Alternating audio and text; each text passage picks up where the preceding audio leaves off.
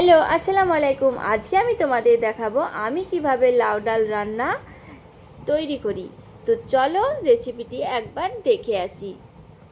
এটা সাধারণ হলেও স্বাদে গন্ধে অতুলনীয়, এটা বলার বাইরে। তো চলো তাহলে একবার রেসিপিটি দেখে আসি। তো প্রথমেই আমি লাউটি নিয়েছি, লাউটি নিয়ে ভালো করে আমি ছিলে নিলাম। তারপর দেখছো এইভাবে আমি লাউগুলোকে কেটে নেব। তারপর আবার কি, আমি এখানে দুই রকমের ডাল নিয়েছি, মসুর ডাল ও বুটের ডাল। সব উপকরণগুলোকে ভালোভাবে ধুয়ে আমি প্রেসারে বসিয়ে দিলাম 1 কাপ জল দিয়ে ও হালকা একটু হলুদ দিয়ে। তারপর এটা আমি সেদ্ধ করে নিয়েছি। তারপর আবার কি, এবার শুধু ভেজে নেওয়ার পালা।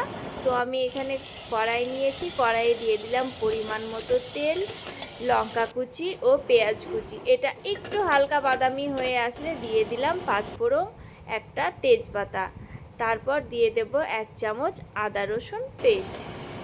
তারপর এটাকে ভালো করে কষিয়ে নেব। তারপর আবার কি, কষানো হয়ে গেছে, এবার ডাল লাউ তরকারিটা দিয়ে দিলাম।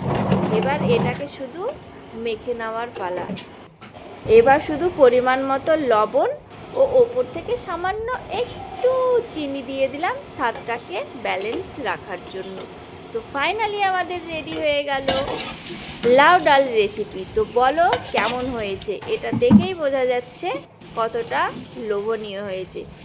তো আর দেরি কিসের, এবার শুধু খাওয়ার পালা। আমি এখন খেতে থাকি। টাটা।